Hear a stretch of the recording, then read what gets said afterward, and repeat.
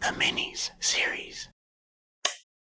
At first glance, Force Puzzle seems like nothing special. A generic name with some boilerplate medieval fantasy theming. Knights, zombies, golems, magical fireballs, maze gameplay. 4 different modes. But underneath that unassuming surface lies an amazing game you shouldn't overlook.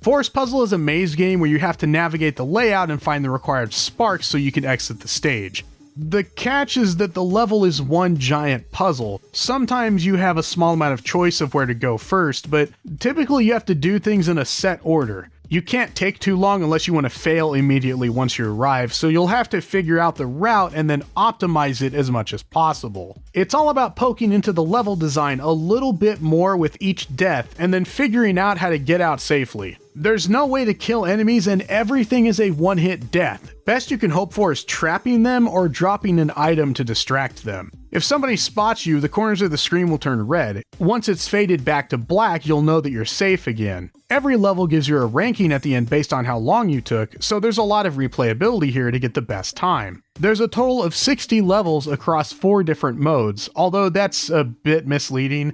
Every level is accessible from the adventure mode, so you should think of the different modes as level types. There's the standard time trial levels, which I think are pretty self-explanatory. Puzzle levels usually consist of operating levers and floor panels to open doors and clear a path out. Survival levels are the most unique. In these, you're dropped into a small level with a bunch of ghosts that will try and hone in on you.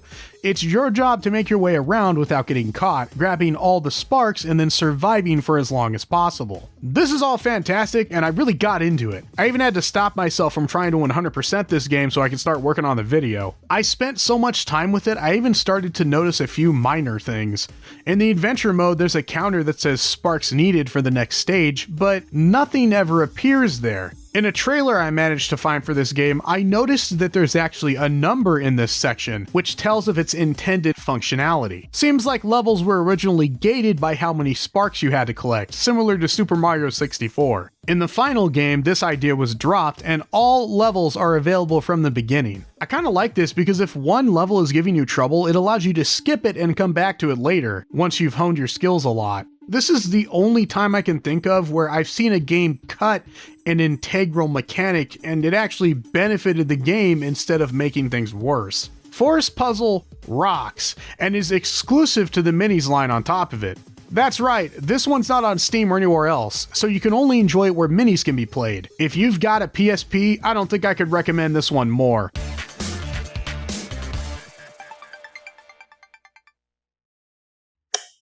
The Minis series. The Chuck brothers have kidnapped Farmer Ben's ewes, and it's up to the Idiot Squad to rescue them. Place the available tiles to guide your sheep through the field, dodging and taking out obstacles to save the hot babe, and make your way to safety. The 3 different colored sheep each have a unique ability, so most levels boil down to who to send where and in what order.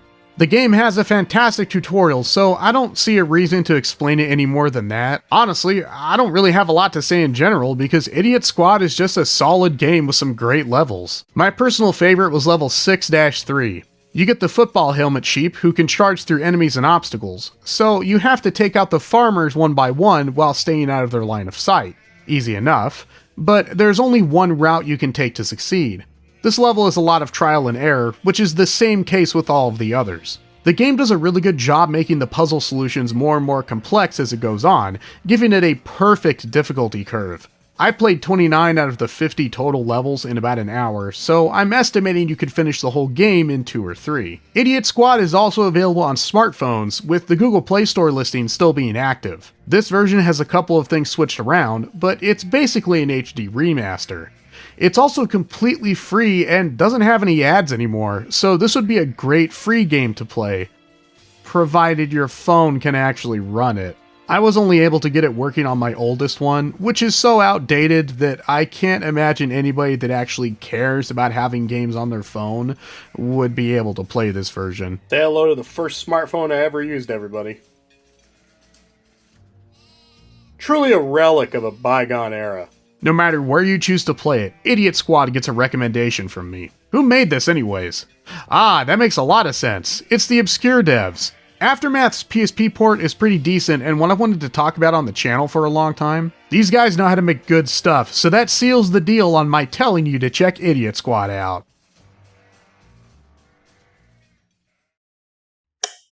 The Minis series.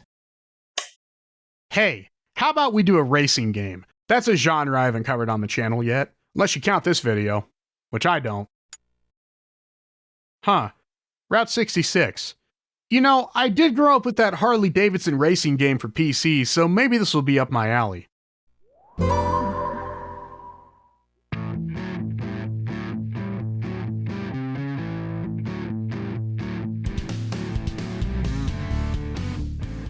Oh hell yeah, you guys hear that music? I'm getting pumped up! Looks like we're gonna be playing as Mad Madeline Mayflower, professional bike racer. Dude, I'm ready. Let's hit that starting line.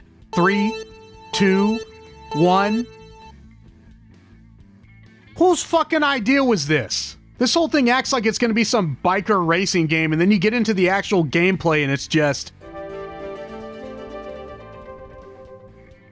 pretty misleading.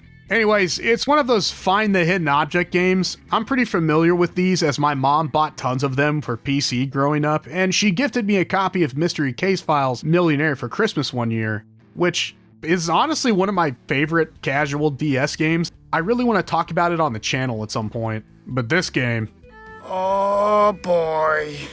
Hidden object games are one of the major genres in the casual games market, so they don't really have to do a whole lot to be done well. The list of objects the player needs to find will have to be simple and recognizable. You can throw in some fancy words, but overall the readability needs to be pretty high, unless you want someone to get frustrated. Keep things simple, not confusing. The gameplay is repetitive at its core, so you need ways to spice it up.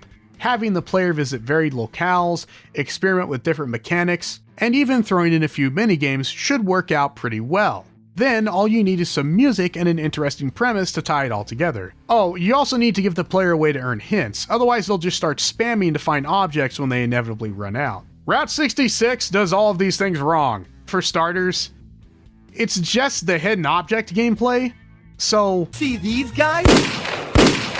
You won't be needing them. There's only one music track, but to be honest, I kinda expect stuff like that from minis at this point. Most of them make it work, but you know there's something wrong with this game right from the main menu. Okay, I see what effect you're going for. You're trying to cycle 4 different images to show this lightning strike the ground. Which, that's not a bad idea. Except for when the first image is zoomed out a ton, so the minute it swaps, it shatters the illusion. Before you begin each level, you're slammed with these massive friggin' walls of text that are supposed to immerse you in the scenic attractions and history of Route 66. But they're such a drag to read, I just skip them every time. When you finally get into the game, you're awarded with 25 levels of the same fucking thing over and over and over again. Is that a noose? Oh, thank God. A way out. This honestly wouldn't be so bad, except you only get 5 hints for the entire game. I ran out by the 7th level, which allowed me to discover that absolutely nothing bars your progress. If you spam click to find stuff, it just takes away from your score. There's no real consequence that prevents you from actually finishing the game. Know what that means, right? I played through this entire damn thing and had the privilege of soaking in how awful this one is. I can deal with everything I've mentioned previously, but the thing that really got me was the total what the fuck names they gave to some of this shit. Does that say brain plug? What the hell is a brain plug? The backgrounds are also incredibly samey, and I'm not just saying that because I've actually been to a handful of the Route 66 locations. There is just nothing exciting here. I don't know how you take an interesting premise like this and make it so bland. Is that some Bleach? By the time I finished dragging myself through this one, I was beyond done. I don't give scores on minis because I feel like that's a little unfair, but if I did, this one would be a 2 out of 10. Easily the worst thing I've looked at on the channel so far. I saw there's a PC version that adds some mini games, but the negative reviews on their own site indicate to me it doesn't improve things enough. Avoid this one at all costs unless you're looking for something to laugh at.